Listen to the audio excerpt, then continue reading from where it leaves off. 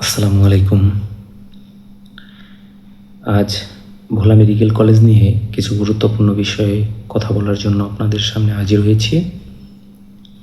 সবাই পাশে থাকবেন।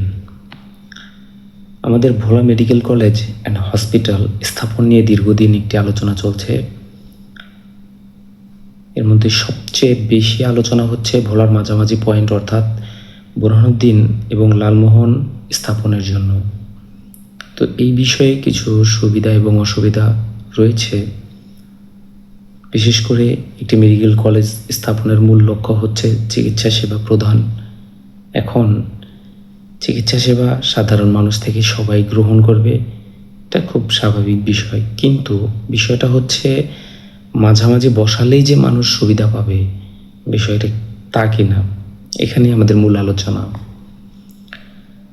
দেখেন, যদি মেডিকেল কলেজের কথা বলতেই হয়, সর্বপ্রথম আমরা বাংলাদেশের সকল মেডিকেল কলেজগুলোর দিকে তাকাই। প্রত্যেকটি জেলা শহরে মেডিকেল কলেজ স্থাপন করা হয়েছে।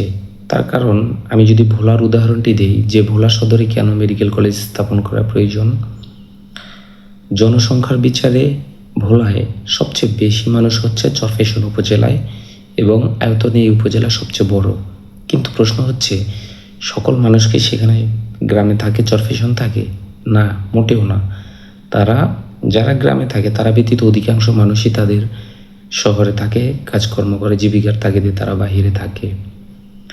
আর জেলা শহরের সবচেয়ে বড় ফ্যাসিলিটি হচ্ছে এখানে শুধু স্থানীয় মানুষই না, বরঞ্চ এখানে লক্ষ লক্ষ মানুষ চাকরি করে।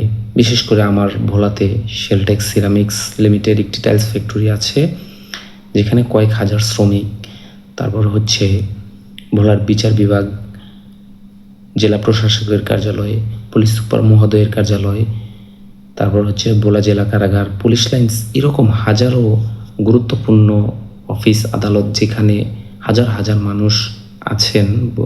তারপর হচ্ছে ভোলার বাহির থেকে বহু চাকরিজীবী, কর্মজীবী, শ্রমজীবী মানুষ জেলা শহরে কাজ করতে আসেন, জীবিকার তাগিদে আসেন। এখন আপনি যদি ওই জনসংখ্যার বিচারে একটি মেডিকেল কলেজকে নিয়ে জেলা শহর থেকে গ্রামে স্থাপন করতে চান, সেখানে কি আপনি সঠিক সেবা সবাইকে দিতে পারবেন? সেটা আদৌ পারবেন না। যার একটি বাস্তব উদাহরণ হলো আমাদের ভোলার পলিটেকনিক বুরহানুদ্দিনে স্থাপন করা হয়েছে। কোথায়?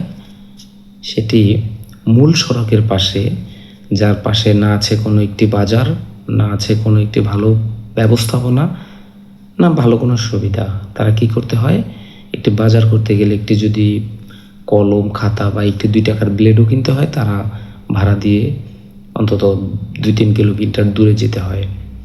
তো মেডিকেল কলেজের বেলায় তো আর সেটা সম্ভব নয়। একটি মেডিকেল কলেজ করতে গেলে সেখানে আপনাকে বিচার করতে হবে যে এখানে হাজারো ডাক্তার থাকবে, নার্স থাকবে, স্টাফ থাকবে, তাদের আবাসস্থল। তারপর হচ্ছে একটি মেডিকেলে সমস্ত চিকিৎসা থাকবে না, সেই চিকিৎসা করানোর জন্য বিকল্প হিসাবে আপনার আরও হসপিটালের প্রয়োজন আছে। যেমন ভোলাতে তার বিকল্প হিসেবে 250 শয্যার জেনারেল হসপিটাল আছে, তারপর বহু ডায়াগনস্টিক আছে। এই ফ্যাসিলিটিগুলো আপনি নিতে পারবেন এখান থেকে। কিছু অ্যাডভান্টেজ আছে, যেমন আপনি এখানে চিকিৎসা নিতে পারলেন না মেডিকেলে, ইমার্জেন্সি আপনি বরিশাল যেতে পারলেন, সেখানে বরিশাল মেডিকেল কলেজ আছে। তারপরে হচ্ছে এখান থেকে ঢাকা যাওয়ার যে সুবিধা, অর্থাৎ যাতায়াত সুবিধাটা ভোলা শহর থেকে সবচেয়ে কাছে। তারপর আরেকটা বিষয় হচ্ছে, কোনো ইমার্জেন্সি রোগীকে আমরা যদি ভোলা শহর থেকে দক্ষিণে নিয়ে যাই, সেখান থেকে আবার রেফার করলে সদরে এসে তারপর যেতে হবে। এই মারাত্মক সংখ্যা কেউই নিতে চাইবে না। তারপর যদি দুর্ঘটনার কথা বলি, গ্রামের দুর্ঘটনাগুলো তুলনামূলক খুব কমই হয়। যত দুর্ঘটনা বলেন অধিকাংশই শহরাঞ্চলে হয়। যেমন আমি যদি আমার জেলা শহরে গাড়ি চলে, কিন্তু সকল উপজেলায় কি তা গাড়ি চলে? এটা আদৌ না। তারপর জেলা শহরে যে পরিমাণ শিক্ষা প্রতিষ্ঠান, এতে করে সকল উপজেলার শিক্ষার্থীরা এখানে আছেন। তারপর লক্ষ লক্ষ সরকারি কর্মকর্তা, কর্মচারী, চাকরিজীবী এখানে থাকেন। এখন এত কিছু বাদ দিয়ে আপনি যদি দক্ষিণের যে কোনো একটা মাঝামাঝি বা একটা উপজেলায় নেন, সেখানে কি আদৌ মানুষকে সেই সুবিধা দিতে পারবেন?